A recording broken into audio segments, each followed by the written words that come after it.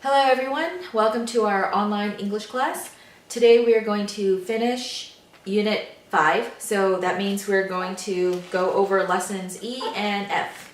Yeah, that's right, Silas. But first we are going to go over the homework that I gave you last time, so let's take a look at that.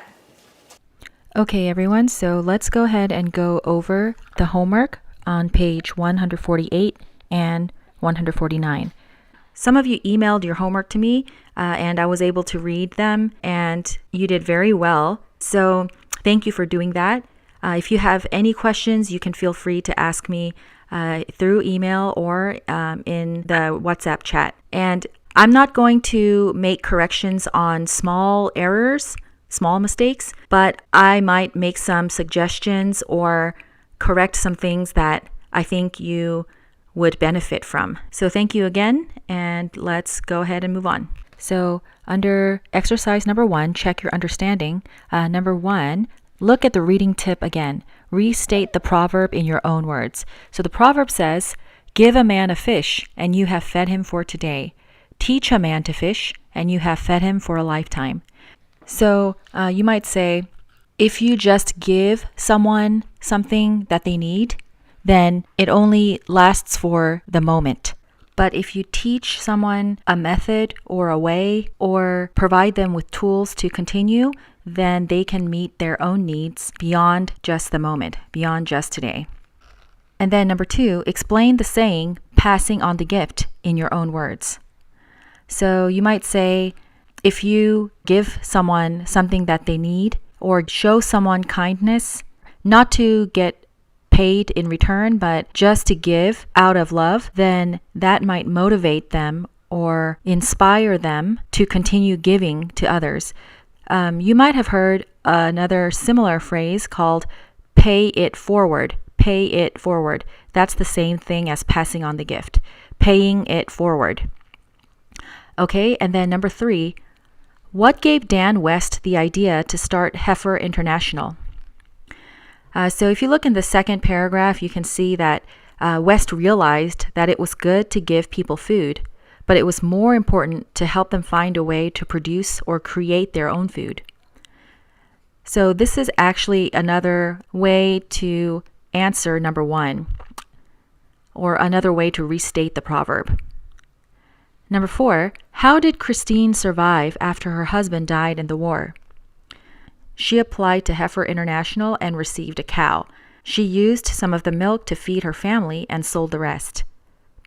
And then number 5, how does Christine's story illustrate the way Heifer International can change the lives of more than one person in a community? So if you look at Christine's story toward the end of the article, you'll see that the heifer provided not just for their immediate needs, but her family was able to provide for others with what they received from the heifer. And so in this way, one gift can benefit an entire community. Okay, and then exercise 3, talk with a partner. So it says, answer each question with evidence from the reading. Use one of the phrases in the useful language box. So if you look at the useful language box, it shows you how to cite evidence with certain phrases like, according to the author, or the author states that. So these phrases can also be placed at the end of the sentence as well. So you can start with, according to the author, or you can end with, according to the author. And same with, the author states that. So number 1, what can a heifer provide a family? So you might say, according to the author, or the author states that a heifer can provide a family with milk, fertilizer, and calves. And then number 2, what other gifts does Heifer International give needy people? So you can say, Heifer International gives gifts of sheep, goats, and many other animals, according to the author. And then number 3, what are 2 examples from the reading of passing on the gift? So if you look at Christine's story, you can see several examples of how the gift of a heifer was able to benefit the community around her. So you might say, the author states that Christine was able to buy a small house for her parents, and she gave her cow's first calf to a neighbor as a gift. You might also include, she also adopted and took care of 4 orphans. So any of those examples are fine. Okay, so let's take a look at the picture. Who are the people in the picture? And where are they? What are they doing? So take some time to make some sentences out loud, or again, you can practice with your family members.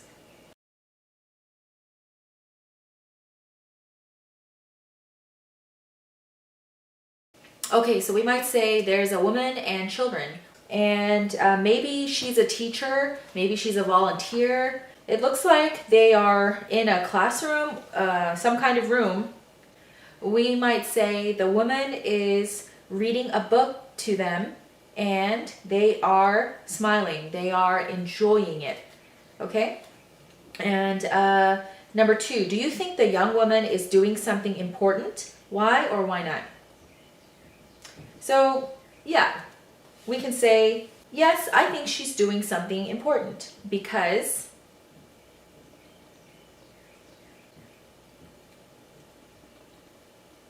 she is helping children, or she is making a difference in the children's lives. Okay, so now let's read the paragraph. So I'm going to read it and you can follow along. Story lady. My friend Vivienne is one of the most compassionate people I have ever met. After college, she wanted to do something truly worthwhile, so she spent a year working as a literacy volunteer in northeastern Brazil. At the time, this area didn't have any libraries, so Vivienne traveled to different schools in a mobile library van. As soon as she arrived at a school, the children would run outside and shout, "Story lady, story lady." Then everyone went inside, sat down, and listened quietly while she read them a story. Vivienne made a huge difference in these children's lives. She introduced them to literature and taught them to love reading. Today, she still gets letters from children who remember her generosity and kindness. Okay, now if you want, you can pause the video and you can practice reading it also, but that's up to you. So we're going to move on to page 67, exercise C. Write the words who, what, where, when, why, or how next to the details from the paragraph. As you know, I always have you practice making questions. So this is really good to help you identify what the question is asking. Okay, so let's look at the first one. Number 1, who? Now we know that that is talking about a person. So who is the person that the story is about? So you might even ask, who is the story about? Or who made a difference in this story? So of course you can see the answer is my friend Vivienne. Okay, and if you look at exercise D, you'll see a chart that includes some of the questions, the full questions. So let's look at them together. Who made a difference? What did he or she do? Where did it happen? When did it happen? And why did this person do it? Okay, so these are very simplified questions, but you can make the question more detailed. So for example, let's go back to exercise C, number 2. The answer is after college. So what is the question word? Okay, when, we would use when. So we could say, when did she do it? But if you want to add more detail, you could say, when did she work as a literacy volunteer? So I want you to take some time to complete numbers 3 through 8 and use, of course, the correct question word, but make a complete question.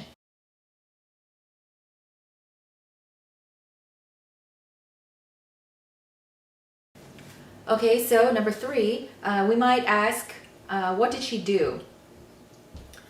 Or what did she volunteer as? Or what did she work as? Okay, and then number 4, we could say, where did she go? Or where did she work? Or where did she volunteer?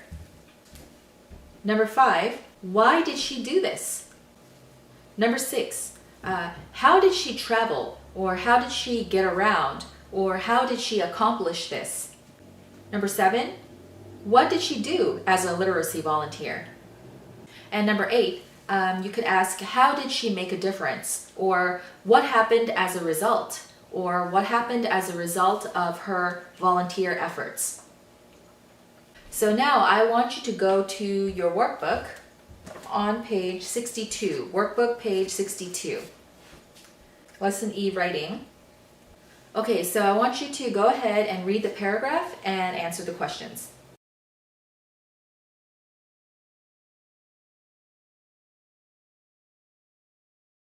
Okay, so let's read the story together. Tony is one of the kindest people I know. He has always loved music and singing. When he was 16, his grandfather had to move to a nursing home. Tony's grandfather felt bored there, and Tony went to visit him as often as possible. One day, Tony brought his guitar with him to the nursing home and played some old songs for his grandfather. Some of the other residents came to listen, and they all had big smiles on their faces. Tony wanted to do something for the residents in the nursing home. Every Saturday while he was in high school, Tony went to the nursing home to play his guitar. He taught the residents songs so that they could all sing together. Tony made a great difference in the lives of these elderly people. He made their days happier with his music. Now he goes to college in another city, but he still volunteers at nursing homes. He wants to become a social worker for elderly people. Okay, so let's take a look at number 1. Who made a difference? Okay, and of course the answer, as you can see, is Tony made a difference. Number 2, what did he do? So there are probably a lot of different answers he wrote, but we could say he played his guitar for residents in a nursing home. Number 3, why did he do it? So we might say he wanted to do something for them, or he saw that they had big smiles on their faces, or his grandfather was bored. So that's the first reason he went there. Okay, and then number 4, where did he do it? At a nursing home, or he did it at a nursing home. Number 5, when did he do it? He did it every Saturday while he was in high school. And then number 6, how did he make a difference? He made the residents' days happier with his music. Okay, so let's keep going. Page 63, exercise 2. Look at the diagram. Complete the chart. Okay, so we can see that this is a web diagram that shows details about Susanna. Okay, so let's take a look at the list of questions about Susanna. For this one, we can work together. I will pause after each question and you can just write the short answer or just some notes. And after that, we'll write a paragraph. Okay, so number 1, who made a difference? The answer is Susanna. Number 2, what did she do with the children? Okay, so now I want you to open your student's book to page 66. Student's book, page 66. Okay, so you could say just art projects. All right, and then number 3, when did she do it?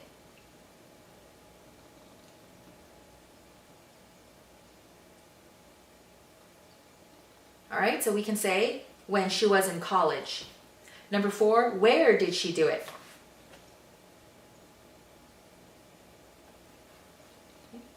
In homeless shelters. And number 5, why did she do it? Okay, she did it because she loves art and children. So you can write loves art and children. And then number 6, how did she make a difference?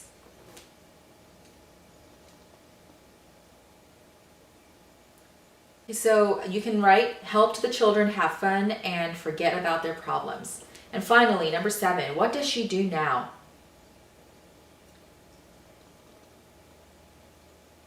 Okay, you can put works as a teacher. All right, so I want you to use the information that you just wrote down and look at exercise 3. It says, write a paragraph about Susanna. Use your chart from exercise 2 to help you. So you can also take a look at the story about Tony on page 62, and you can use that to help you with the order of the sentences.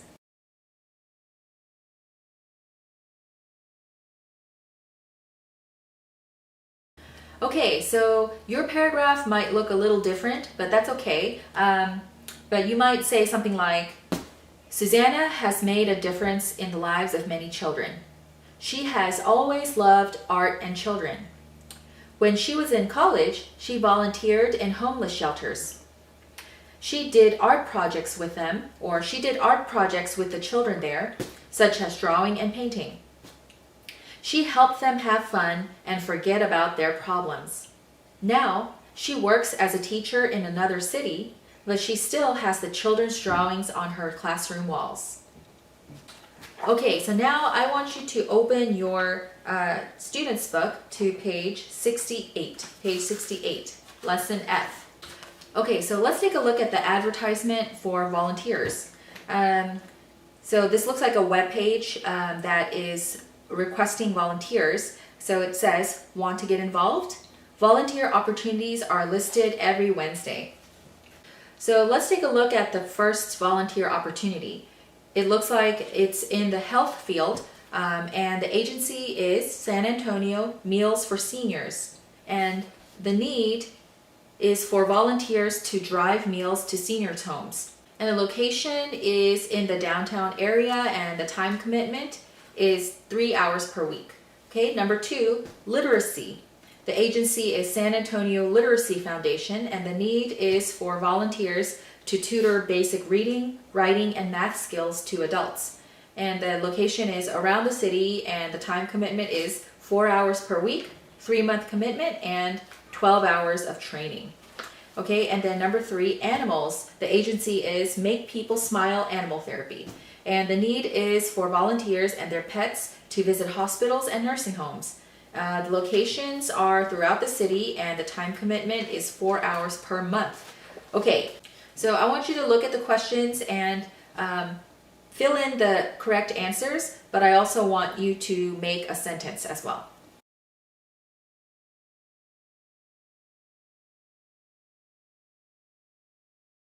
All right, so number 1, which volunteer position requires the biggest time commitment?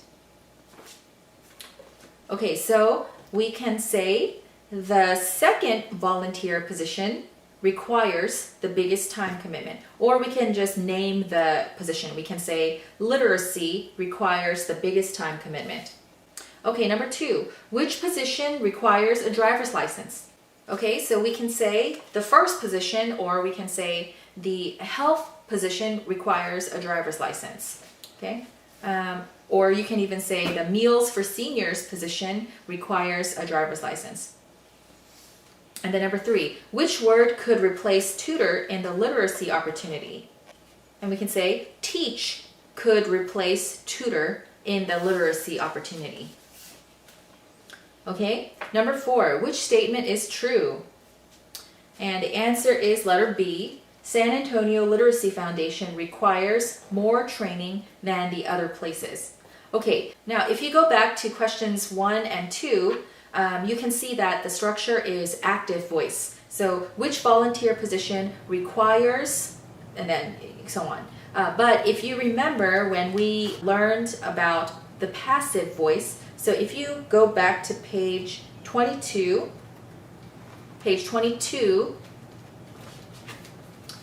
you'll see lesson C, the passive voice. So particularly, this lesson focused on infinitives after the passive. So if you remember, the infinitive is to plus the base form or root form or original form of the verb. So if you look at the examples, you can see students are told to arrive early on the first day of class. So are told is the passive and to arrive is the infinitive. So let's go back to page 68, and if we ask a follow-up question to number 1, we might say, how much time are volunteers required to commit to for the literacy position? How much time or how many hours are volunteers required to commit to for the literacy foundation or for the literacy position? Go ahead and answer the question using the passive voice.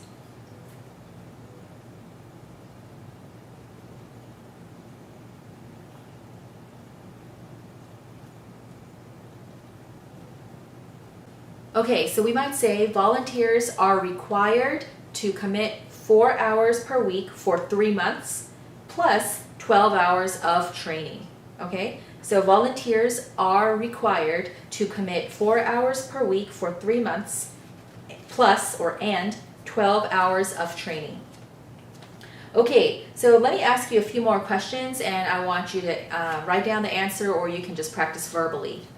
Okay, so how much time are volunteers required to commit to for the health position? How much time are volunteers required to commit to for the health position or the Meals for Seniors position?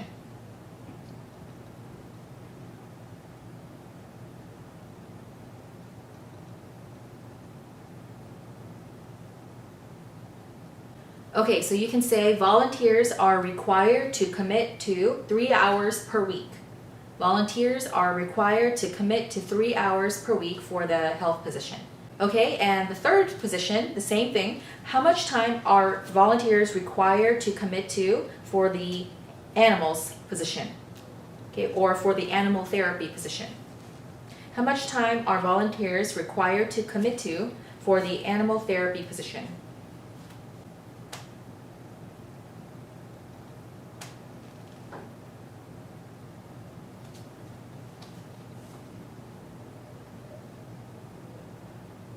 Okay, so you can say volunteers are required to commit to 4 hours per month for the animal therapy position. Okay, now I want you to look at the need section for each volunteer position and make some sentences also using the passive voice. Okay, so we might say volunteers are needed, okay, and then you can complete the sentence.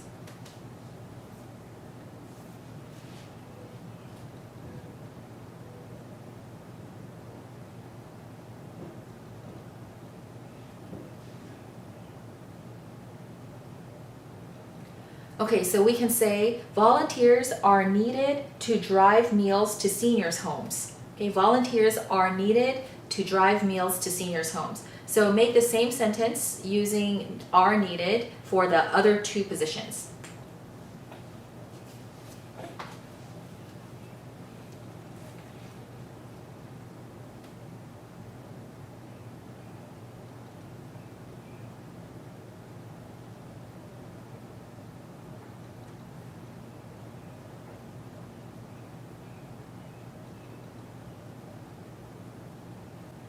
Okay, so for the second position, you can say volunteers are needed to tutor basic reading, writing, and math skills to adults. Volunteers are needed to tutor basic reading, writing, and math skills to adults. Okay, and for the third position, you can say volunteers and their pets are needed to visit hospitals and nursing homes. Volunteers and their pets are needed to visit hospitals and nursing homes. Okay, so before we move on to grammar connections on the next page, I want you to open up your workbook on page 64. Workbook page 64.